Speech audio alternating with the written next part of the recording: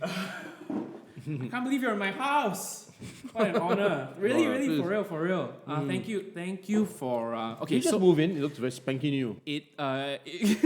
A lot of the stuff in the house is now in this room for the purpose of this recording. Ladies and gentlemen, Gurmit Singh. Hey, what's up, everybody? How you doing? Hope you're fine. How is radio treating you? Bit of good and bad. Okay. Good in the sense that it's a sweet gig because I get to listen to songs all day. Mm-hmm. Although half the time I'm doing a prep job for the next segment and what have you. Okay. And also I get to talk rubbish, which I'm famous for, and get paid for it. Yep. But the bad thing is, and this is a challenge for me, of course, is to be there so early. I've been trained by TV to sleep anywhere, anytime, but not regularly like that. Yeah. So I go to bed now at about 9 o'clock latest. Okay. And Got it. Yeah, it's bedtime. And then wake up at 4:30. Now that to me is nothing actually. If you look at the numbers, right, I'm sleeping 7 hours or 6 hours. Yeah. But what gets to me is waking up and there's no sun. And my brain is saying, why are you awake? Go back to bed. Yeah. And the other brain is saying, I got two brains, yes. The other brain is saying, no, you got to go to work, otherwise you're going to be late.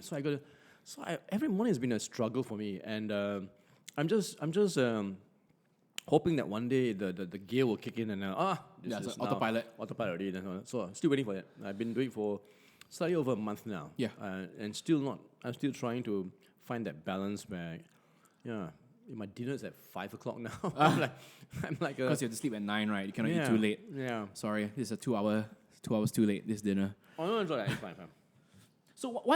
So your day starts at 4:30. Yeah, you replied my email, right, saying see you later. It was 5:30. I woke up, I was like, oh, okay, it's good. But if your day starts at 4:30, then like your radio show is from 6 to 10. Right. Then what happens for the rest of the hours of the day? The thing is that you would think after 10 I'm done, I can go home and take my 4-hour nap. Yeah. But no. Yeah. After I'm done, we then have to do trailers of what happened in the 4 hours. And then push it out there. Sometimes we record other voiceovers, we record videos as well, Instagram stories. A lot of things happening. Family meetings, right. And then that could take me up to noon. Then I quickly get a quick lunch. And sometimes my days are so packed, and after that I have back-to-back meetings. Yeah. The thing is that I schedule these meetings, but I haven't got to the system, the flow yet, the groove yet, where I say, I shouldn't have these meetings now because I just woke up so early. Yeah. And then sometimes on a bad day, after the meetings, I have hosting of a dinner and dance. Yeah. That's from 5 till 10-ish, 11. You still have to wake up the next day. Of course. Oh, man. Then by the time I go home, I'm a bit hungry, I eat a bit, and I'm still awake, and then I do get to bed by about 12. That day I was in bed at 2, I woke up at 4:30. So. Oh, good grief. Yeah, so still trying to, get the hang of it and tell myself, no, I shouldn't do this interview here or this meeting here or whatever, stuff like that. Yeah. This is a full-time contract, is it? Part-time, actually. 1-year contract. Okay. Yeah. Because it was full-time, I have to clock in another 4 hours, 8 hours a day. Okay. Full-timer. But a part-timer has to clock in only 25 hours a week. Okay. So it's 5 hours a day. Yeah. So how long has this been in the works, your radio gig? Let me finish chewing. This could become the ASMR segment. She was just saying that you can just like chew. She was saying this can be a Gurmit Singh ASMR video. Quite.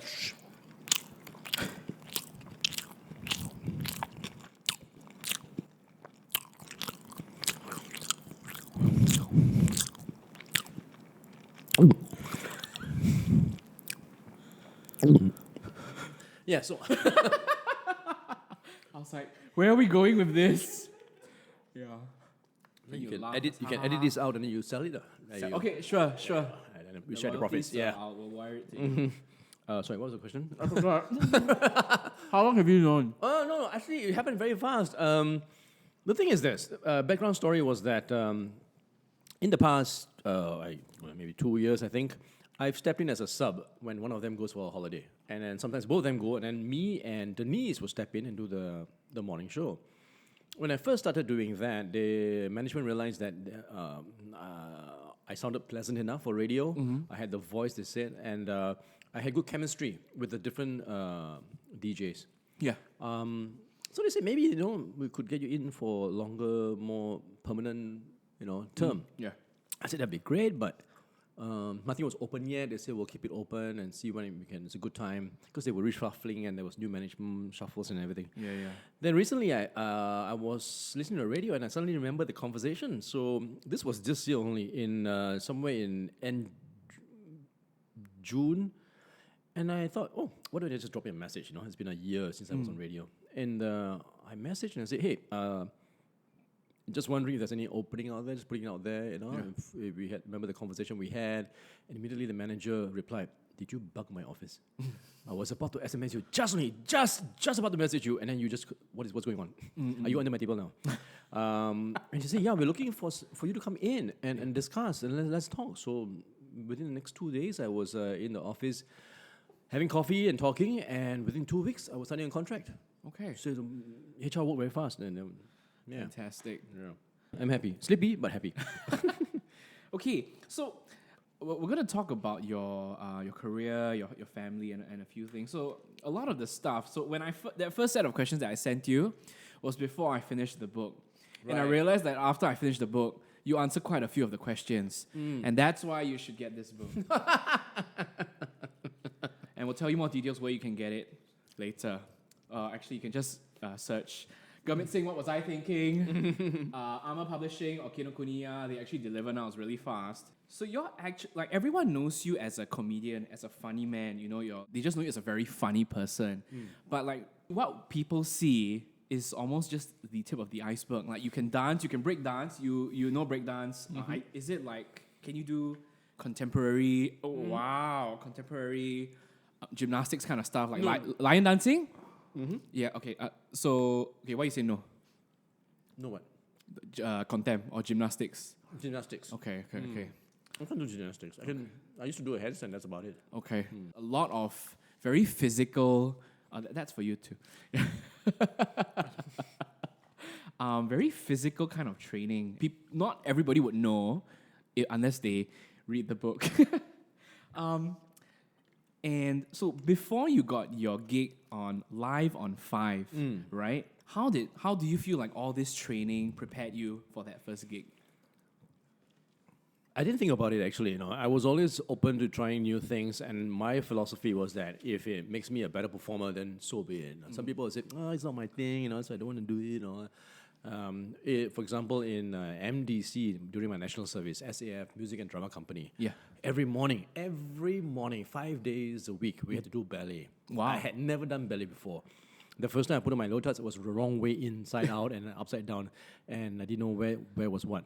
But because of that training, I know my ballet positions. I know pas de basque, I know sachet, I know grand jeté and all that, and what posturing and all. In Haute-Villa, we learned lion dancing, we learned stilt walking, many things. And I always took this as, give me a bit of that. Some of them I may not be very good at, but I think they always added to another layer to me as a performer. I think that's great.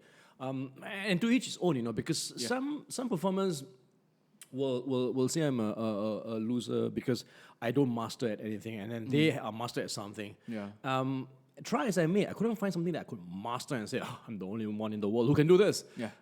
So I settled, I guess, for something that I could make myself do everything to a certain degree to get by. And so when you see my countdown shows for when I was in MediaCorp TV station, I would be singing and hosting and dancing as well. And sometimes we do a dance, like a break dance. I remember one time we did a Michael Jackson tribute, opening number, and for the President Star charity.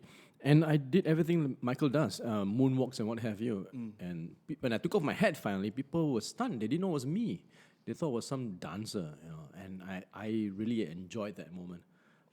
So for me, it's always good to take something, a bit of this and that, and I think without even realizing it, I think it prepared me for a lot of things in my career. So when they said, "Oh, shall we do this number?" I'm there. I'm not like, "Oh, I haven't done." I mean, in music drama company, I even did tap dancing, which to me is very tiring because you're on your toes all the time. You never put your heels down. And I said, why would someone invent a dance like that? I had no idea. So it's your shin after that, I tell you, you have no shin. Basically, you have no shin. You have to go for a transplant. But it's all good. When I look back now, I say, wow, all these little moments here and there, all these little experiences allowed me to further my craft or to enhance, support whatever I was doing at that particular time in my career. Okay, so you're saying it gives you more stuff to draw from as a performer. Exactly. Yeah. Okay, cool. One of these days, these boots are gonna walk all over you. Come on!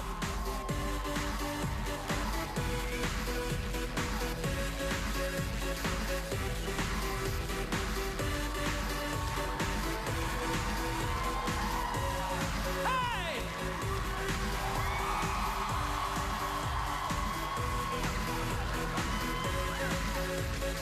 One, two, come. Best in Singapore, JB, and some say Batam.